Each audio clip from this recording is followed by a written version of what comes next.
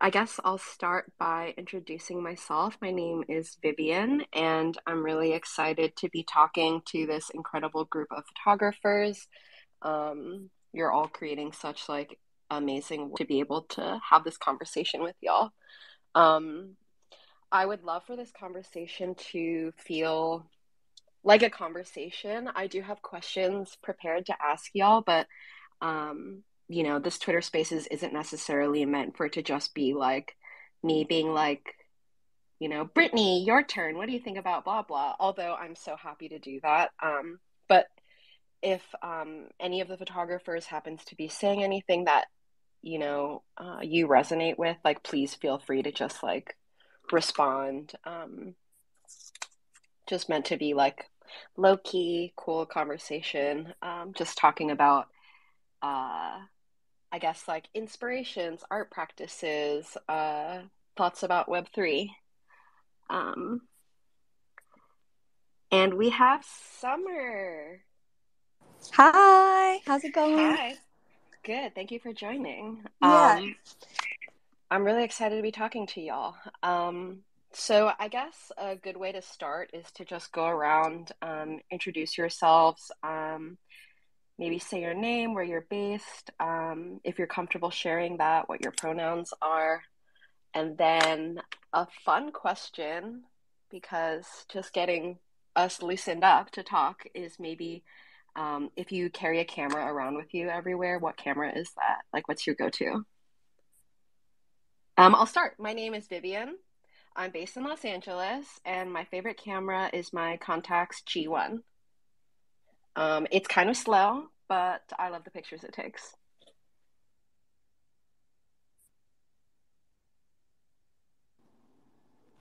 My Guess I'll name go next. Oh, sorry, go ahead.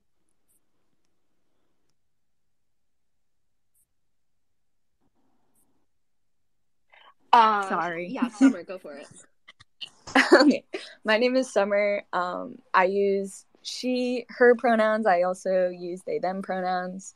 Um, and I am based in Rockford, Illinois, which is just the heart of the Midwest. And I carry around a Sony with me everywhere. I'm Brittany. I'm in Chicago. I didn't know you were in Rockford. And half of the week I carry around an 69 Bronica ETRS. The other half I'll carry my Canon R6, but it definitely goes with me everywhere.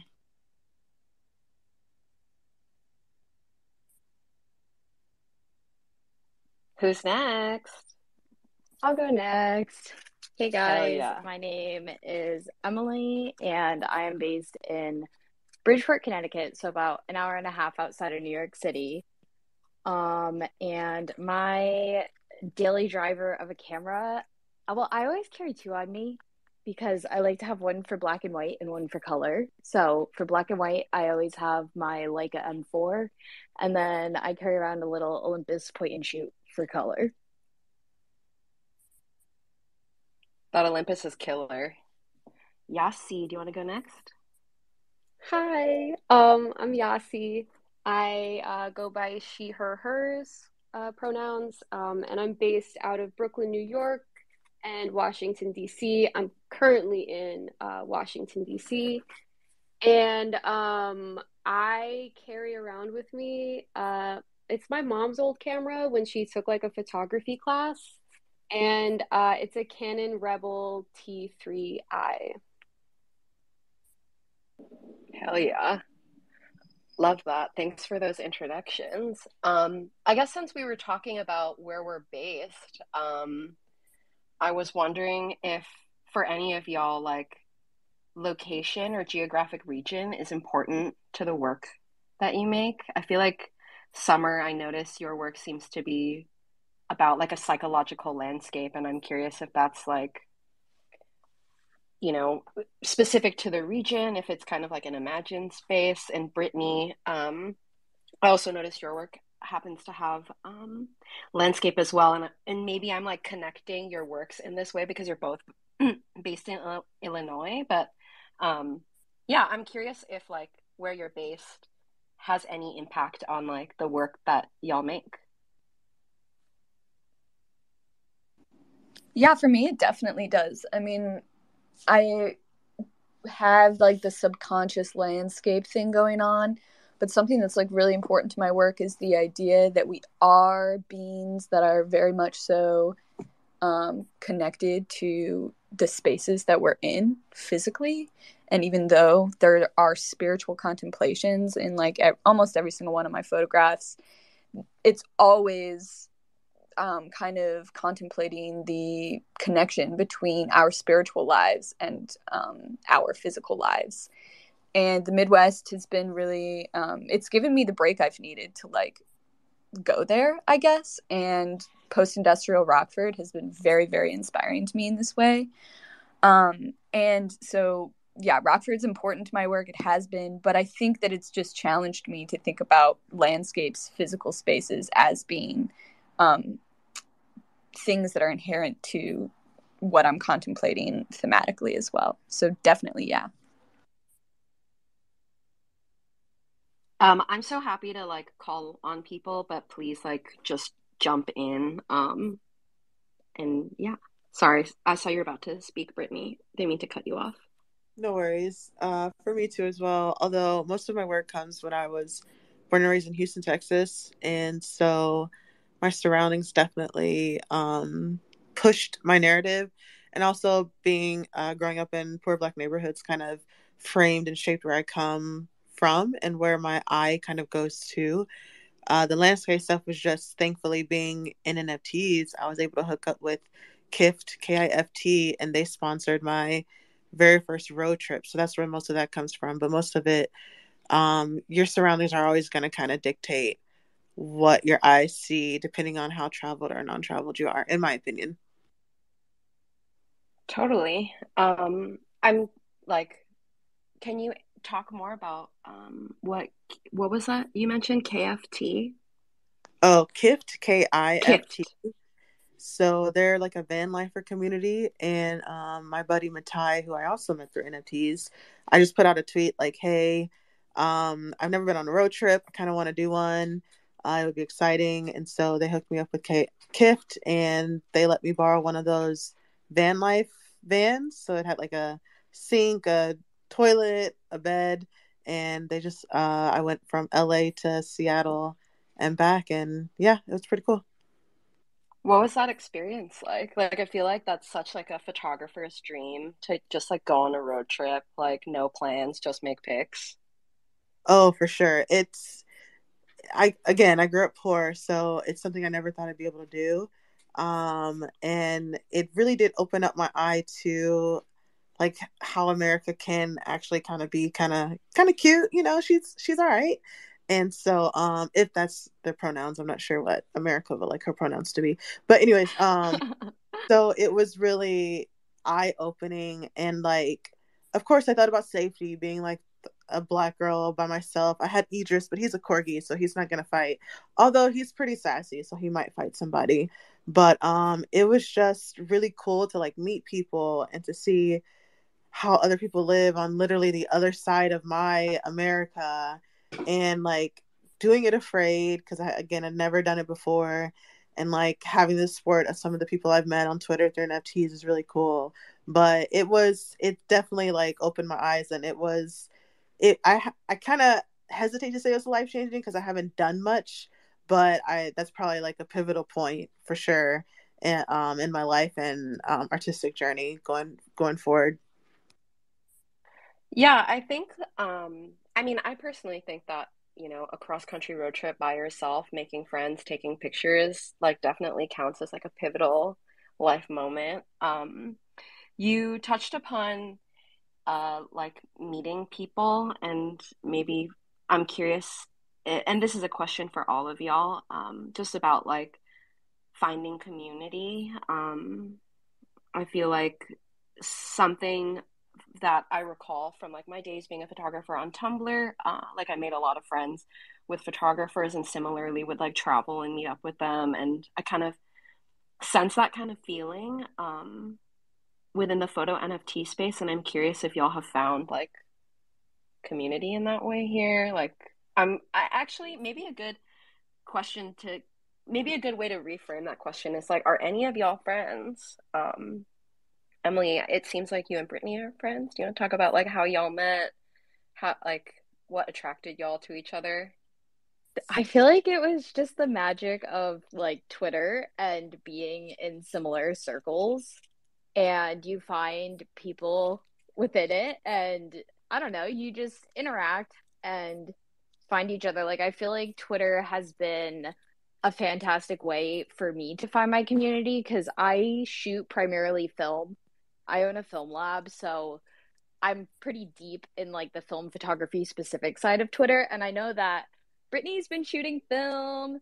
And I think the first time we talked was about your Bronica that you got, wasn't it? Or remind me, I Yeah, actually don't remember I exactly. think so. I was figuring out how to use like the aperture and all that stuff because, yeah, I think that was. I'm really curious to hear more about the film lab. Yeah, so my film lab is something that was like my lockdown pivot. I had a career as like a portrait and fashion photographer for a long time. I did a lot of like shooting shows and things like that, and I got my own photography studio. And then during lockdown, nobody really needed a photographer for the things that I shoot, and my other skill set is with film. And so I thought about it and was like, well, if I open a mail in film lab, that's kind of a lockdown safe business model. And then I could keep my studio and not have to worry about like booking jobs during a time when that was like so not easy. And so I opened the lab in March 2021, which was like also right after I started seeing people get into NFTs.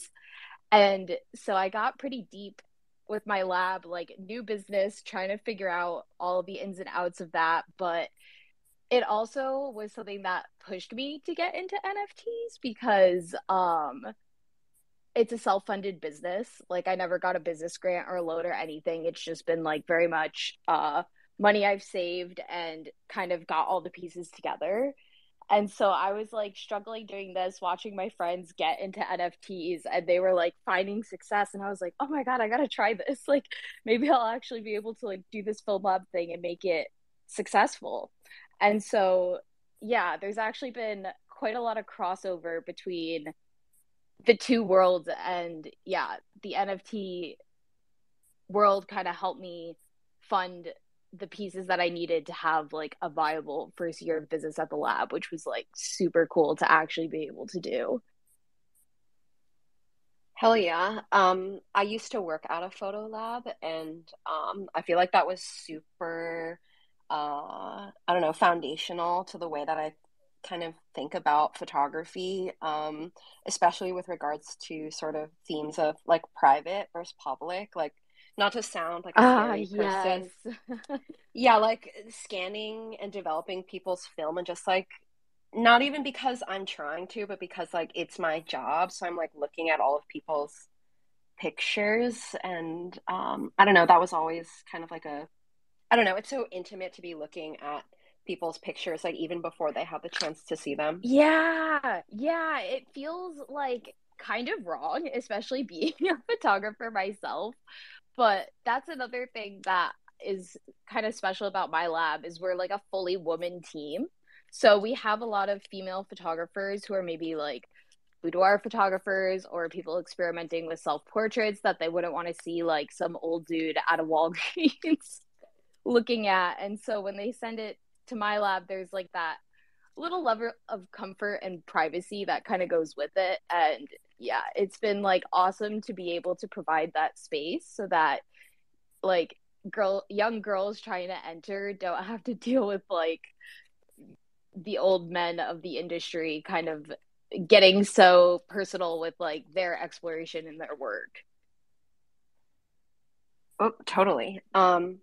You were talking about I don't know, this large overlap between sort of film photographers and photographers who are making NFTs, and it makes me think about something that is so like rooted in the physical world, being placed into a digital space. And I guess I'm curious what y'all's thoughts are on that. Like, Yassi, not to call on you, but I just want to make sure that we hear from you. I'm curious, like, how your works are made. Like, are you making them physically and then scanning them? I'd love to hear more about your process. And also, on the subject of like public versus private within photography, your work seems to be exploring like internal feelings, and I'm curious how like all of that ties together.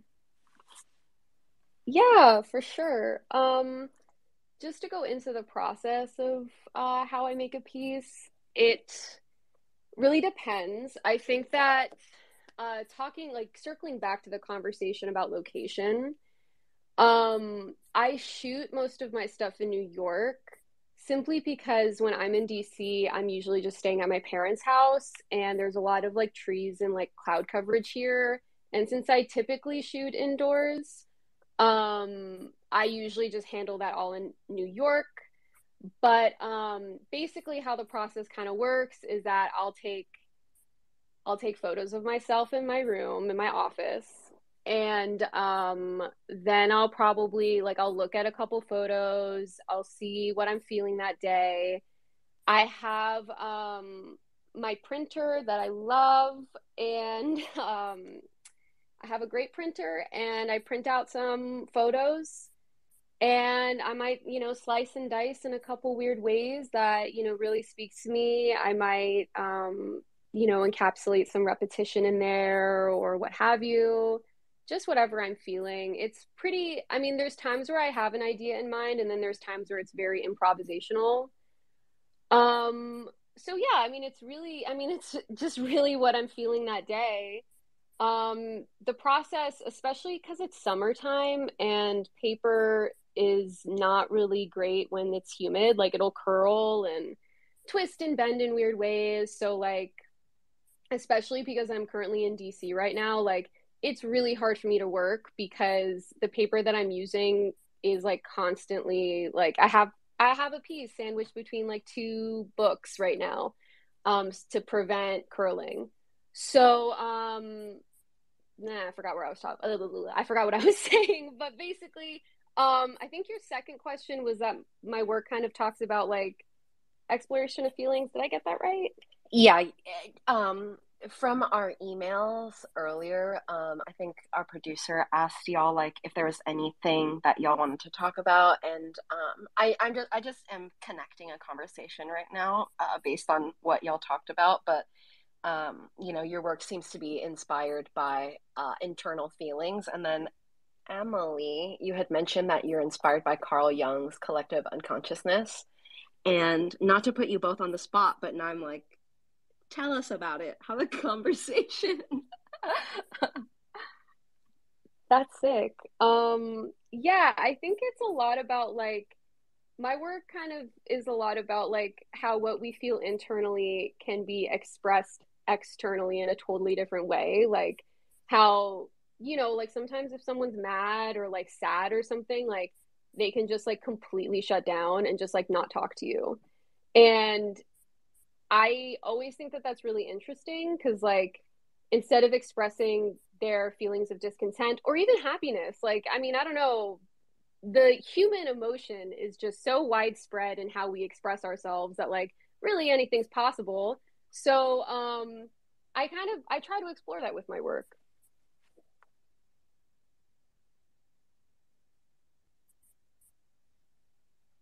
Hell yeah.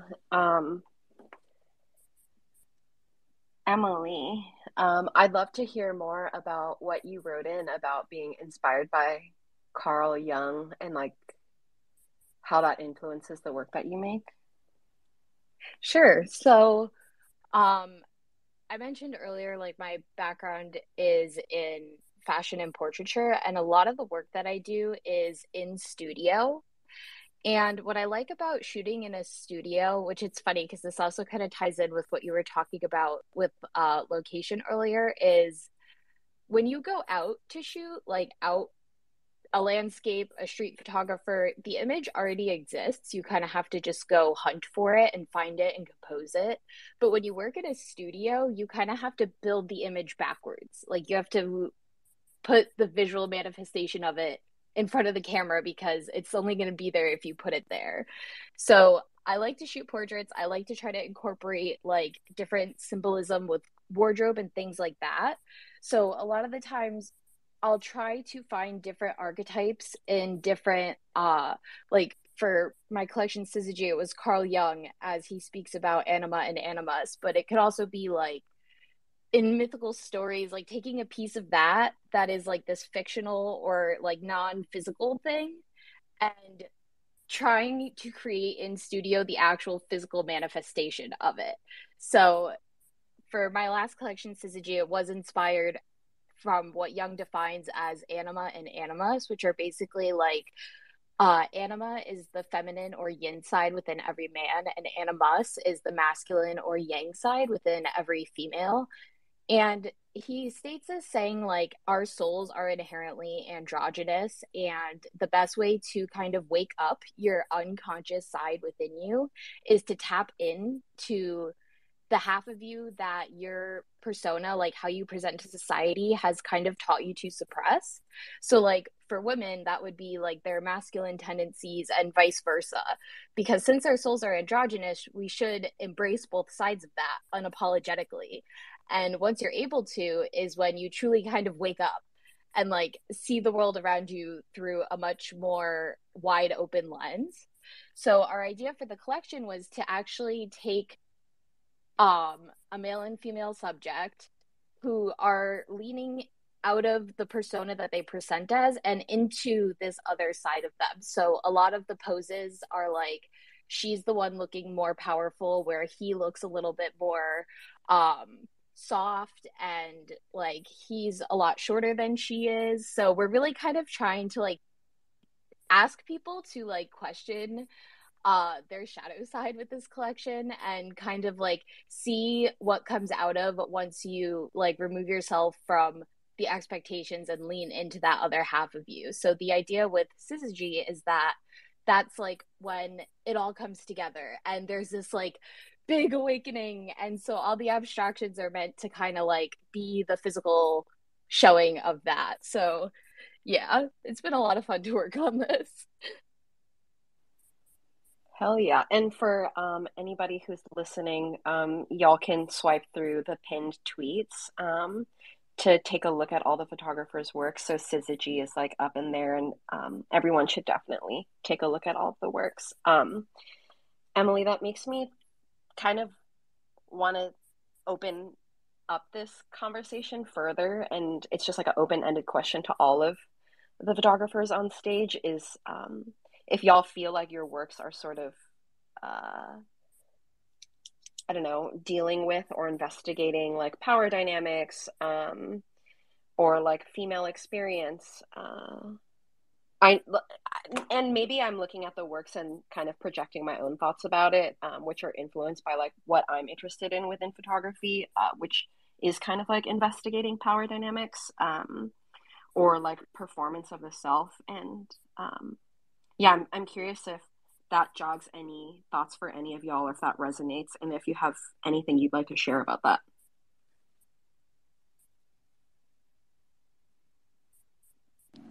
I think the beautiful thing about photography is that because we're capturing the world as it is, in a way, those power dynamics, and from our perspectives, those power dynamics are going to be kind of inherent to what's pictured because they are in the world and that's what we're picturing.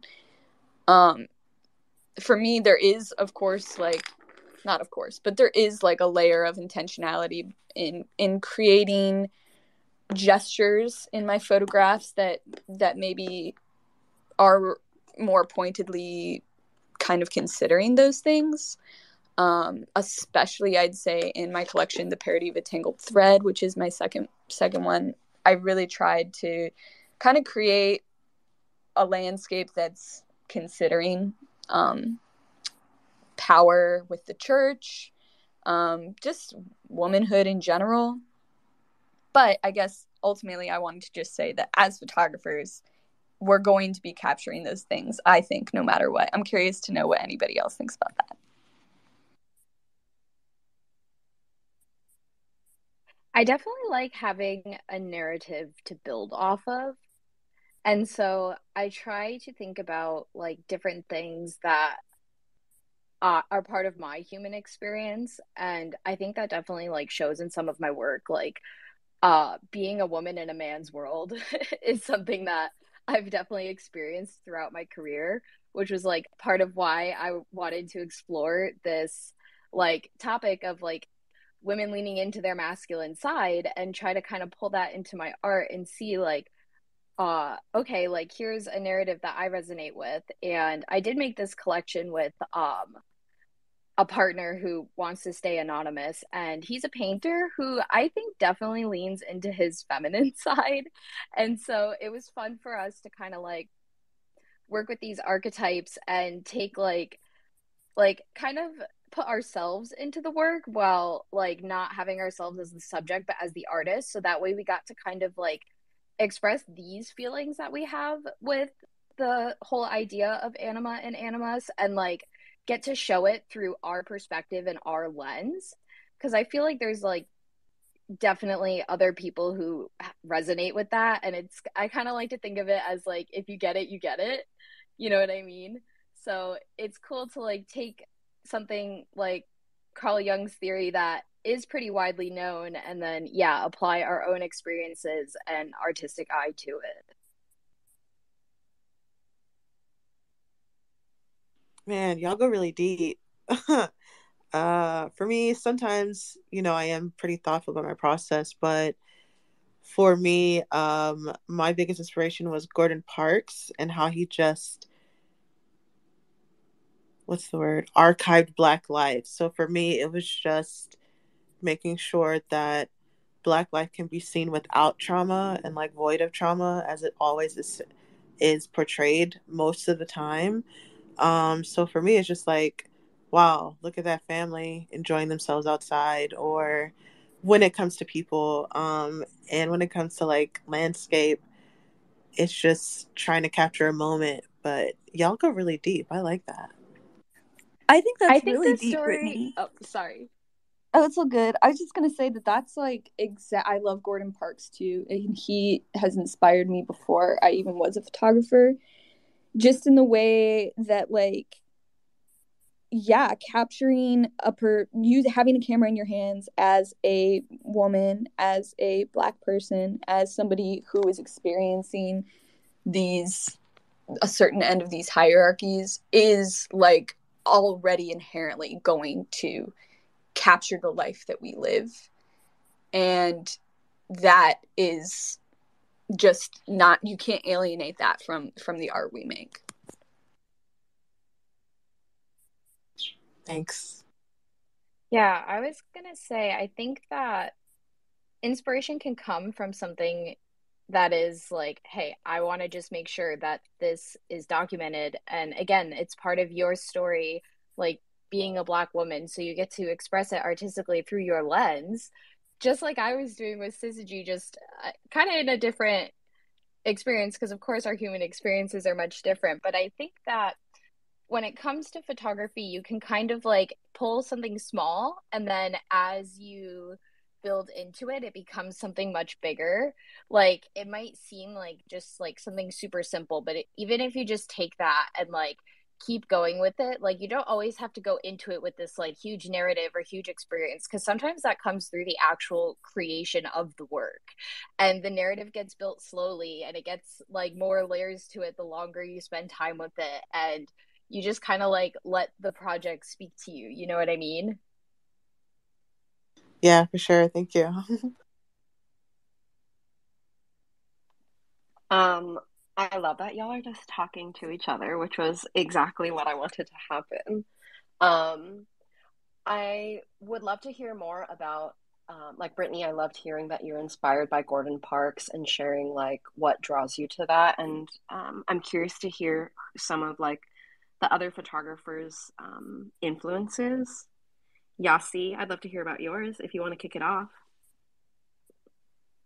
Oh yeah. I mean, honestly, I try not to stay super focused on like other photographers and or like even other collage artists. I derive a lot of I mean, a lot of my work kind of comes from the fact that my dad is from Iran and my mom's from Argentina, so I'm first gen on both sides, and my dad had to leave his country due to the revolution that was happening in Iran, and my mom left her country because of the dirty war.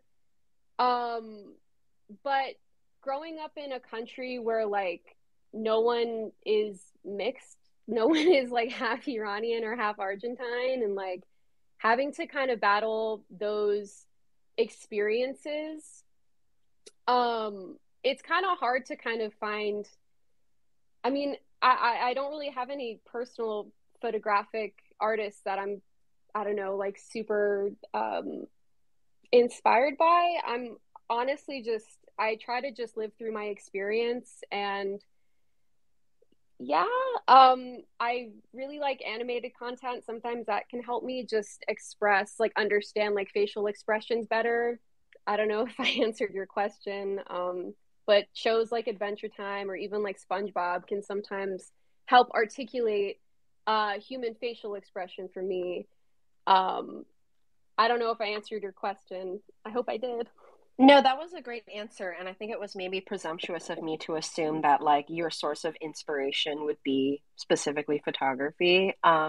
Something that I always really like, kind of diving into just on my own time is like knowing what are the things that inspire the artists that I look up to or think are interesting, and like how that's an avenue for like new stuff to look at, new artists to know about. So even though you Yeah, didn't necessarily totally. list Oh, photographers, like it's like really sick knowing that like, an artist that I like can pull inspiration from something like SpongeBob, like that's sick. oh yeah. I mean, I would say that I draw a lot of inspiration from just like cultural diversity that I've just grown up with in my household, as well as just like comic books are huge. I love comic books. Anything that really exaggerates facial expression is huge for me because I do work in a lot of facial expression. Like it's mostly portraiture that's then adjusted and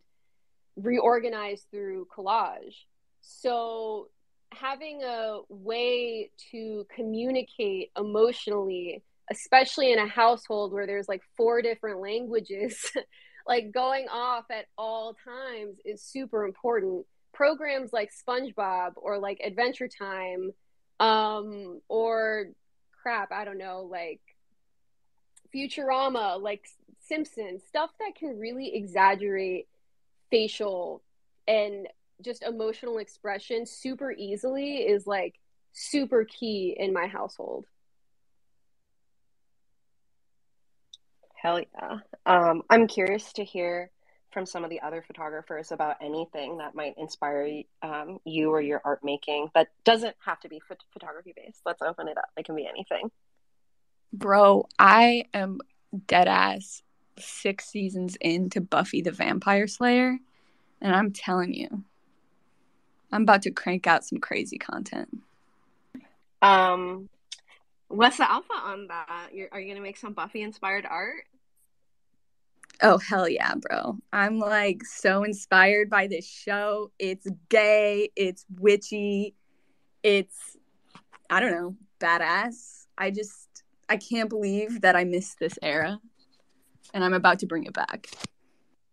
Buffy was so camp, and that speaks to just how inspirational like queerness can be. I didn't come out till like last year just because I was afraid of my queerness. But like you're saying, Buffy, like I get inspo from ballroom culture. I had an uncle who was a drag queen. I have my sister's kids, godparents, a lesbian couple. I grew up in church, but also the church music director was a crazy, amazing gay guy, and it just speaks to how our differences can kind of just inspire any and everything. Because like you say Buffy and people think like, what the fuck, Buffy? And then I would say like, yeah, 2 years ago my biggest inspiration was Doctor Who, and it was a very specific Doctor Who villain. It was the Slovene, which were these crazy like green monsters. It was a ridiculous suit. They like unzipped their forehead, but I got obsessed with them. So I did like this whole study, not just on like the suit, but how the zipper could attach, and then on the specific color green that they use. So it's so wild because you really can get that like inspiration from just really anything. It's so it's funny that you took me back to that very raw memory.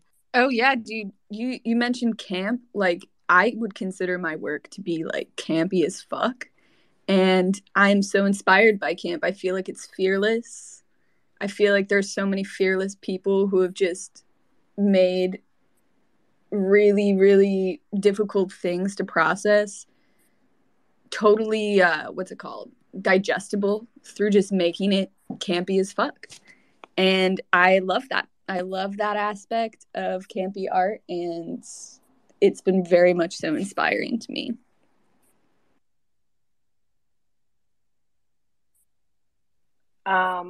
I love hearing all of this so much. Brittany, just be sorry, I need to clear my throat. Brittany, just because you were talking about like identity, I'm curious if like that's like a line that maybe inspires or motivates your photography at all. I feel like it's hard to have a group of female photographers, and I really didn't want to be like, join us for a conversation, like a roundtable of all female photographers, because that's something I've kind of always felt weird about, but I feel like it's hard to not touch upon that. Yeah, I don't I don't really know what I'm asking.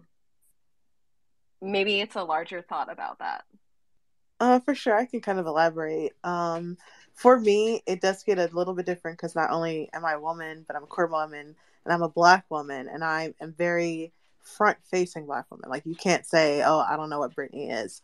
So you have that stigma under you, and then I've just always been taught with my dad was a Black Panther Party member, so I was always been taught like quote unquote stick with your kind. So even me reaching out to people like Emily, Oreste, it was pretty hard because you never know. People have whatever. We're not gonna go there, but it has been both uplifting and kind of a I don't want to say a burden because what I do is important, especially in the space, making sure Black women are seen. But it gets to be a lot. But thankfully, there's people like Emily Summer, Yassi that are also there to kind of like make sure you're good. Emily has reached out to me a couple times, make sure I'm good. So it's really like going back to that community thing, making sure like you're reaching out to people when the shit is good, but also when the shit is bad. So being able to know who I can reach out to has been much pretty helpful. But I mean, I can't not help but to shape my perception through my reality, which is being a black woman. So that's what I would hope a lot of my art kind of conveys. But yeah, I kind of knew what question you were going for. Thank you for that because when I was asking it, I was like, this is so garbled. But yeah, I can relate to that as like, again, like I'm also a photographer and I don't know, people look at you and they know like what you are and assume everything kind of in a way. And it's like, even though you may be proud of that, it's also not like in a way like the responsibility of needing to have that on your shoulders to be like a representative of like X, Y, and Z is kind of hard. But I'm glad that um, you know, you have community within the space who can like, check in or make you feel like seen or like you don't need to perform that. I guess this leads me to my next question, which is maybe more broadly about, I guess, community within Web3 and I guess how any of you might have like gone about creating like little circles of friends, and how it's been navigating that. I can start off. Because I live in New York and Washington, D.C. I actually have, I think I have most of my like art community in New York because in Washington D.C. it's like I don't really talk to anyone from high school anymore, so not a vibe. But I have most of my community in New York, and I'm lucky that I live in a neighborhood where there's just like a lot of artists, and one of my best friends lives down the street who's also in the NFT community, and he's dope.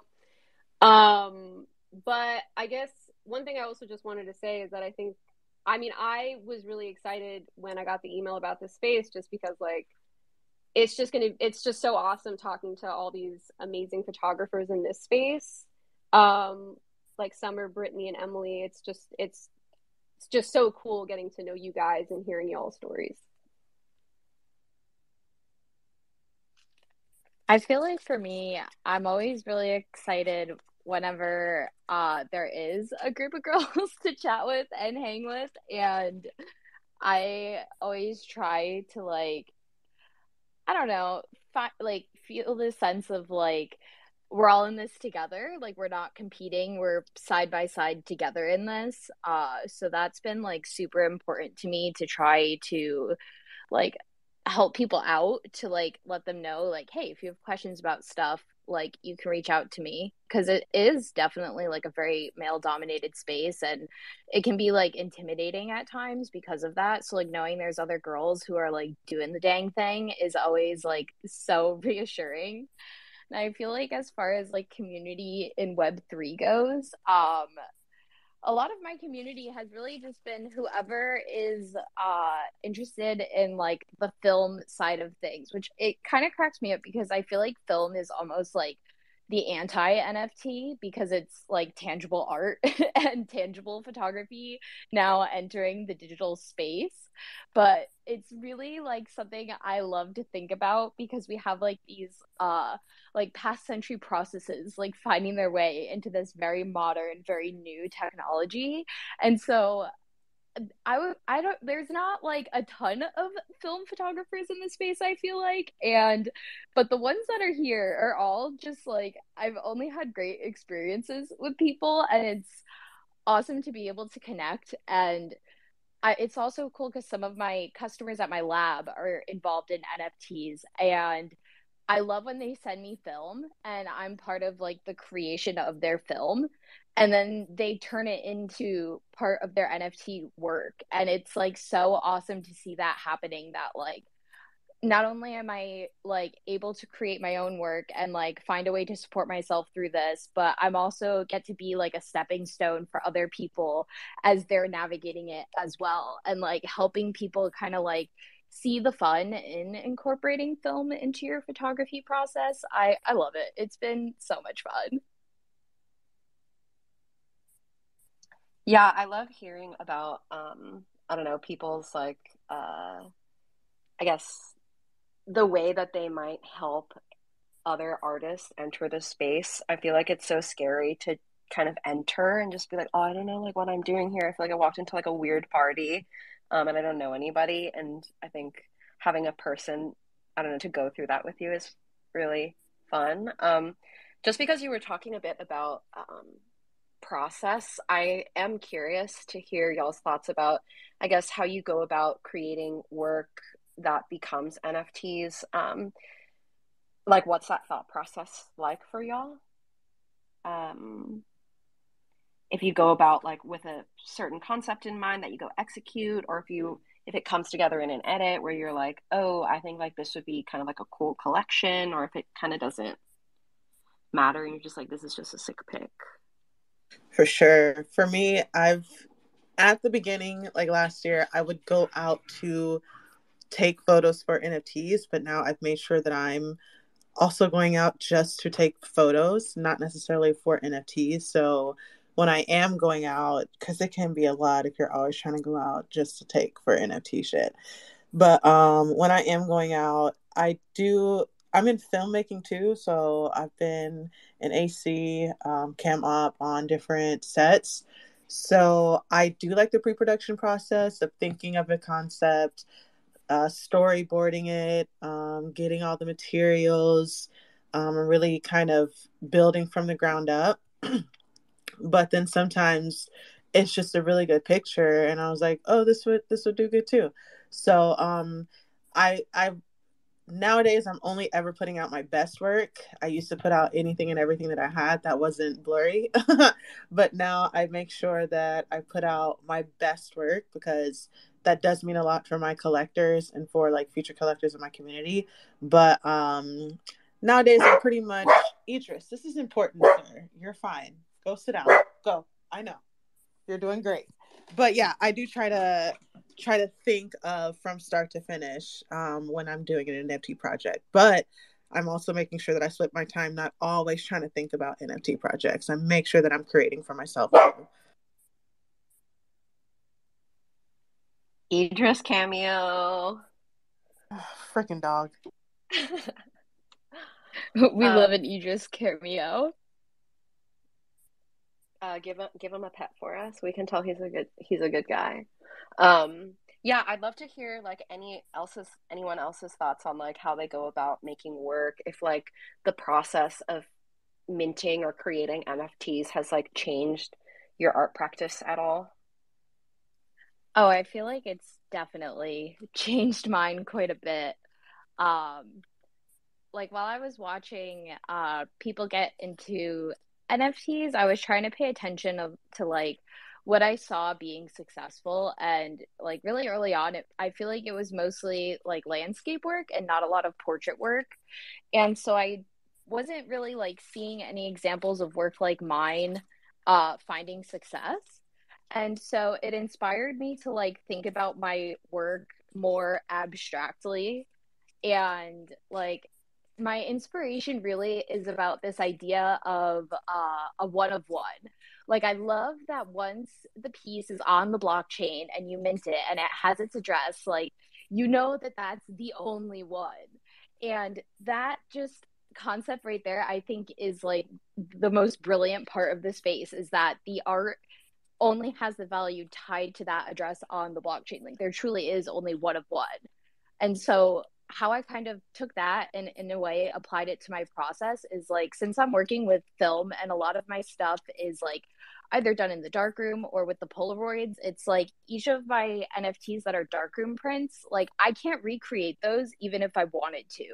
So the physical that accompanies like the digital on the blockchain, like even if I wanted to reproduce that, I never could. Or with the Polaroids, it's like my only opportunity to take any photos was during the photo shoot. Like once you press the button, like there was your chance, and it's either you got it or you didn't. There's no like going back or trying again.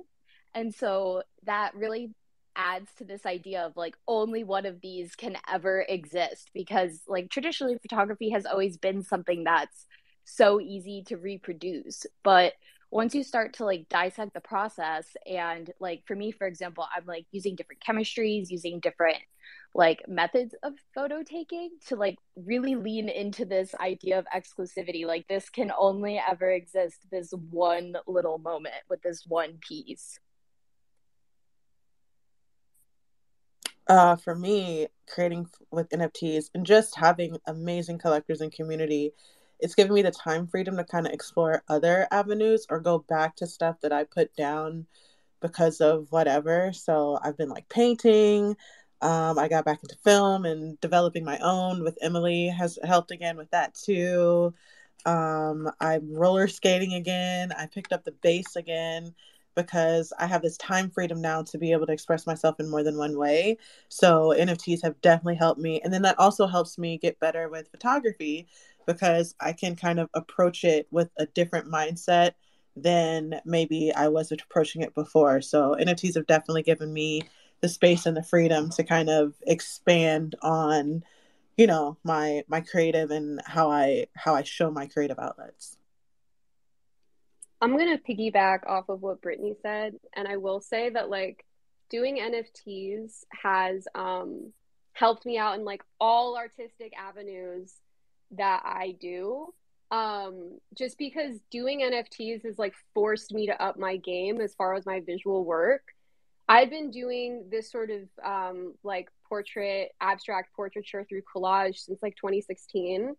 And because I've like started doing NFTs, I've just seen like a really big improvement in my work. But not only that, like I also do pottery. And because I'm forcing myself to get better, or like not forcing myself, but just trying to get better through NFTs, it's also kind of pushed me to get better at pottery.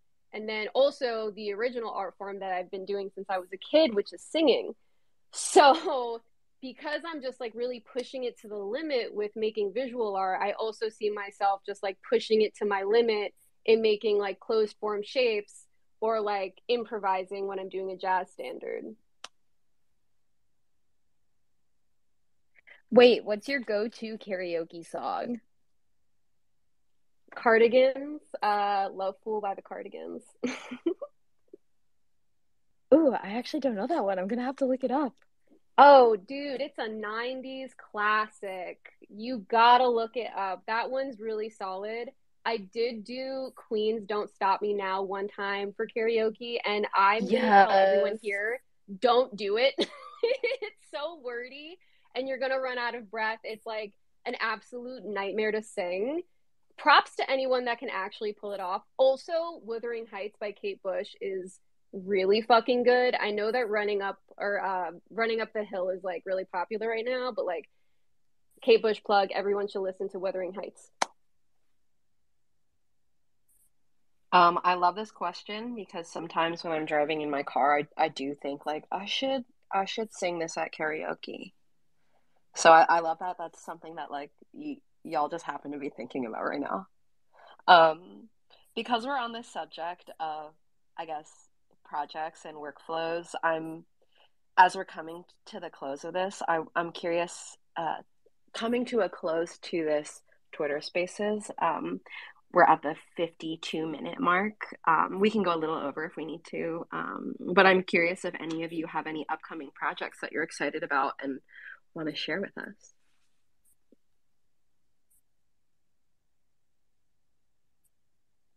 I could chat on this. Something that I'm working on now, and I'm still like not sure where I'm gonna have it all land and how I'm gonna make it land, but I've been working on creating darkroom prints on pieces of glass. So what happens when you do that is anything that is a highlight in the photograph is actually now transparent because it's glass.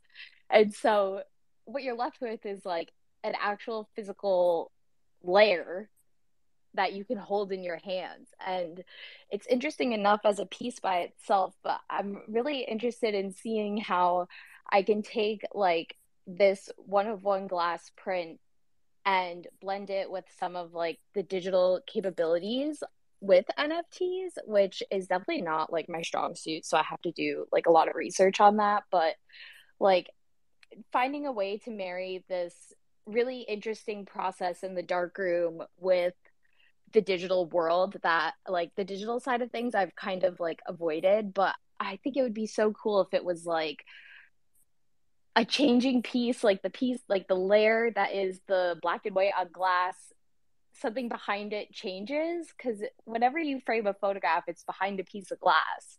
But what if the photograph is the piece of glass and then you change what goes behind it? So this is a concept I've been like working through and trying to figure out and like nail the process in the dark room. So we'll see where it goes, but it's been a long time in the making and I'll probably still be working on it for like several more months. That sounds really cool. I'm excited to see how those turn out. Yeah, that sounded Thanks. intense. I have a video somewhere on my page of like one of the prototypes for the actual glass piece, but yeah, it's been so much fun and I'm excited to keep working on it. Does anybody else have like an upcoming project that they're excited about? It can be NFT or not, I guess, since Yeah. we're also multidisciplinary. For me, with my amazing dev bestie, Jade Katz, who's down there. Um, so a little backstory. I have a nephew who's always loved reading. We would go to the bookstore ever since he was like 4 or 5. And so once I moved, he's back home in Houston. I'm here in Chicago. I would still like call him every night to make sure that we get our nighttime story in before he went to sleep. And so once I got my dog Idris, I started making stories up about Idris. And so thinking of turning into a children's book. And to help with the funding of that, I'm going to do a 4K PFP project. He's going to be Miles the Corgi. And yeah, it'll just be this Corgi with these cute outfits. And my friend Jade also did the artwork because she's a multi-talented Black superwoman, of course. But yeah, so we've been working on that, and hopefully you'll hear more about it soon. Y'all heard it here first. Foundation Twitter Spaces has the alpha on the hottest upcoming projects. Who else has something sick? I'm working on a video collection with my really, really close friend, Alice. So that's exciting. Hell yeah. Yassi, do you have anything coming up that you want to shout out? Yeah, I'm always working on visual stuff. I feel like art is kind of like like the art that I'm trying to do right now, especially because it's like summertime seasonal. It's kind of like picking tracks for like an album. So like eventually I'm probably going to make a new collection and I'm going to put all the artwork that I've made like this season as like in a collection. Eventually, I'd like to tie in my pottery work into my like visual artwork because I think that could be really cool. And then also hopefully tie in my music chops to do some video with my like abstract portraiture. That sounds so cool. I'm really looking forward to everything that y'all have talked about. Um, with our last 3 minutes, do y'all have any like parting words you'd like to leave this conversation with? Just like put a vibe out into the world or some like, I don't know, words of wisdom. Shoot film. Shoot film. Emily. That was Sorry, great. she made me forget what I was going to say. That wasn't actually what I had in mind, but you know what? I think everybody should shoot film. So I don't take it back. For me, I guess it'd be speak the truth even if your voice shakes. It's a good one. Truly. That's hard to beat. I would say branch out and don't be afraid to experiment and try new mediums. Always, always, always just branch out and try new mediums if you can. It'll help you get out of your headspace. Yes, oh my God, I couldn't agree with that more. Once you start to blend with other mediums, your work becomes so limitless. Like that, yes, couldn't agree with that more.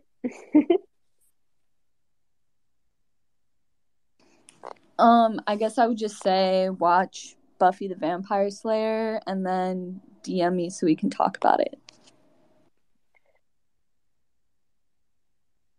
Hell yeah. Good way to end. If anything, my parting advice is make friends, and I hope that y'all did from this Twitter Spaces. Thank you all. Watch Doctor Who. Watch Buffy, watch Doctor Who, experiment, speak your truth, shoot film. Y'all heard it here. Foundation Twitter Spaces. Thank you all for joining. I love this conversation. I had a really good time chatting with you, and I really appreciate the thought and time y'all put into talking with us. And by us, I mean me, but all of us, I guess. Thanks for the opportunity. This has been so much fun. Yeah, thanks for having me. It was great to meet everyone.